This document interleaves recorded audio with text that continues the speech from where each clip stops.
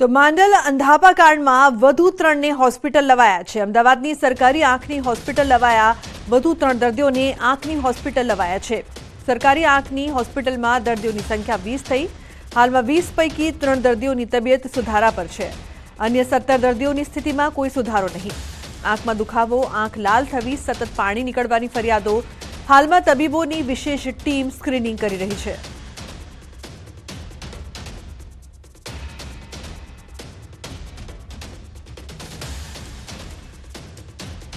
દર્દીઓને આંખમાં દ્રષ્ટિ નથી, ઓછું દેખાય છે, આંખમાં દુખાવો છે, પાણી પડે છે અને લાલ થાય છે।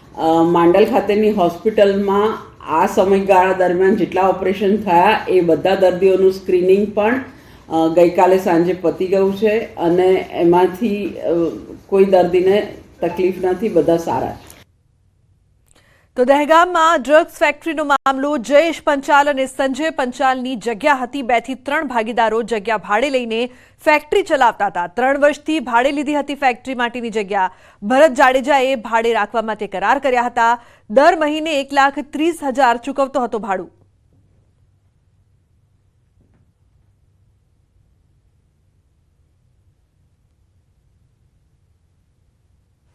દહેગામના જલુંદ્રામાં જે મેઘશ્રી જે કંપની જે છે એગ્રી ફાર્મા કંપની કે જ્યાં ડીઆરઆઈએ દરોડા પાડી અને કેટામાઇન ડ્રગ જે છે તે જપ્ત કર્યું છે અને 3 લોકોની પૂછતાછ પણ કરવામાં આવી રહી છે।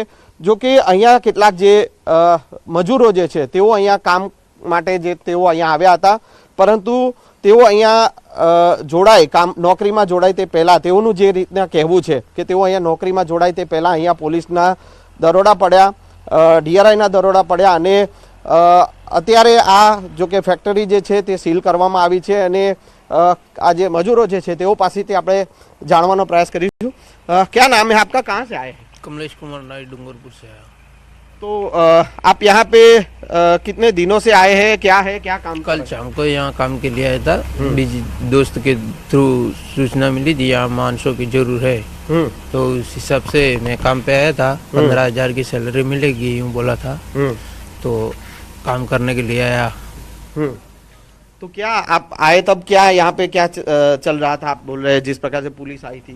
मैं आया तब यहाँ पे काम अंदर चल रहा था, वो रिएक्टर है अंदर, तो मशीन चालू था और इधर एक भाई बैठे थे झूले में, तो हम आए और उनसे पूछा तो उन्होंने बोला अभी सो जाओ, तुमको कल से काम पे लगा देंगे।